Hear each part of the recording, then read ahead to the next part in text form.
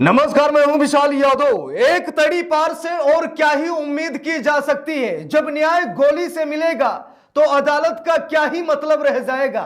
जब सरकार ही जज, जूरी और जल्लाद बन जाएगी तो न्यायपालिका का क्या ही मतलब रह जाएगा। दोस्तों, भरे मंच से अमित शाह गोली मारने की बात कर रहे हैं। भरे मंच से अमित शाह गोली से न्याय दिलाने की बात कर रहे हैं। क्या ये न्यायपालिका का अपमान नहीं है? क्या ये लोकतंत्र और संविधान का अपमान नहीं है? अमित शाह ऐसी गुंडागर्दी का माहौल क्यों फैला रहे हैं? दोस्तों, इसी बात को लेकर भाजपा के नेता सुब्रमण्यम स्वामी ने साफ साफ कह दिया कि अमित शाह तो गुंडा है।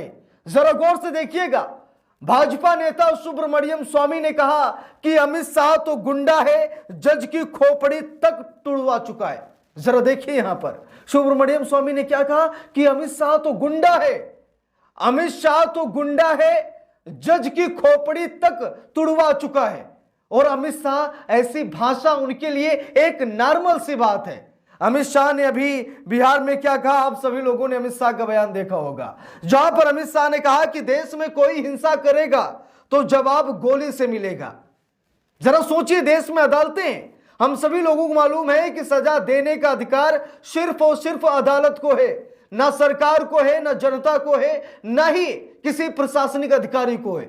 अगर किसी को सजा देना है तो सजा अदालत देगी। लेकिन अब खुद ये मोदी सरकार जज, जूरी और जल्लाद बनने की कोशिश कर रही है। अमित शाह क्या करें कि अगर कोई हिंसा फैलाएगा तो गोली मार दी जाएगी। अमित शाह का बयान देखिए, लिखा भी है, देश में कोई भी हिंसा करेगा जवाब गोली से मिलेगा। इसका क्या संकेत है? अमित शाह देश का माहौल खराब नहीं कर रहे हैं तो ये क्या कर रहे हैं? अमित शाह पर तो कार्रवाई होनी चाहिए। भरे मंच से अमित शाह ऐसी भाषा बोल रहे हैं, अमित शाह पर कार्रवाई होनी चाहिए। क्योंकि सरकारें आजकल न्यायपालिका का अपमान करने लगी हैं, संविधान का अपमान करने लगी हैं। इसीलिए तो शरद पवार ने कहा था कि इस तड़ी पार से सावधान रहना। यह तड़ी पार जब गुजरात का गृह मंत्री था तो सुप्रीम कोर्ट ने 2 साल के लिए इसे गुजरात से तड़ी पार कर दिया था, गुजरात में बैन कर दिया था इसको, क्योंकि गुजरात का माहौल खराब हो गया था। और दुर्भाग्य से आज ये देश का गृह मंत्री बना बैठा है। मैं आपको बयान दिखाता हूं, यहां पर देखिए, लिखा भी है, केंद्रीय गृह मंत्री अमित शाह का एनसीपी प्रमुख शरद पवार पर दिया गया बयान तूल पकड़ता जा रहा है। तमाम आरोप प्रत्यारोपों के बीच अब शरद पवार ने खुद अमित शाह पर निशाना साधा है। उन्होंने पलटवार करते हुए कहा कि यह अजीब है कि जिस व्यक्ति को सुप्रीम कोर्ट ने गुजरात से बाहर किया था वो इतने महत्वपूर्ण मंत्रालय का नेतृत्व कर रहा है। अमित शाह को सोहराबुद्दीन शेख फर्जी मुठभेड़ मामले में 2010 में 2 साल के लिए राज्य से बाहर किया गया था। बाद में उन्हें 2014 में इस मामले से बरी किया गया था। देखिए, लिखा है, शरद पवार ने कहा कि उस समय अमित शाह गुजरात के गृह मंत्री थे, उन्होंने कानून का दुरुपयोग किया। सुप्रीम कोर्ट ने राज्य में कानून व्यवस्था बनाए रखने के लिए उन्हें गुजरात से तड़ी पार करने का आदेश दिया था। वो व्यक्ति अब देश का गृह मंत्री बन गया है और देश की रक्षा की जिम्मेदारी के साथ इस तरह के बयान दे रहा है। शरद पवार ने कहा था, और शरद पवार की बातें आज बिल्कुल सही और सटीक बैठ रही हैं कि अमित शाह भरे मंच से गोली मारने की बात कर रहे हैं। मतलब क्या सरकार जज बन सकती? मैं आपसे पूछ रहा हूं, क्या सरकार जज बन सकती है? क्या सरकार जूरी, जल्लाद बन सकती है?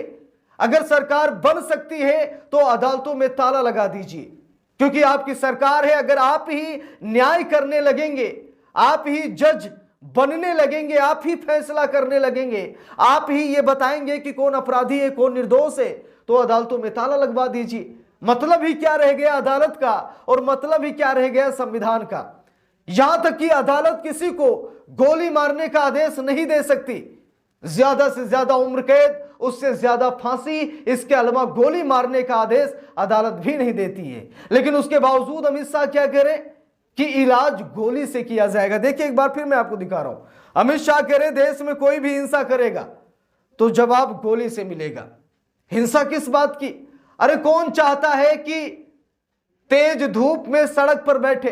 कौन चाहता है कि बारिश में वो सड़क पर अपनी आवाज उठाए?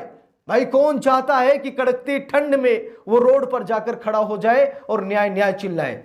अगर कोई न्याय की बात करेगा, अपने अधिकार की बात करेगा, अपने स्वतंत्रता की बात करेगा, अपने मौलिक अधिकारों की बात करेगा, वो सड़क पर उतरेगा तो आप उसे हिंसा करार कर देंगे कि ये उपद्रवी है, ये हिंसा कर रहा है, ये प्रदर्शन कर रहा है, इसका प्रदर्शन हिंसात्मक है, आप गोली चलवा देंगे।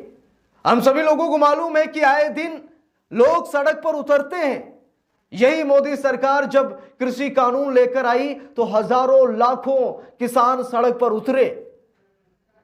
यहां तक कि सरकार से जुड़े हुए लोगों ने कहीं खालिस्तानी बताया किसानों को, कहीं आतंकवादी बताया, कहीं कनाडा से कनेक्शन बताया, तो कहीं क्या बताया।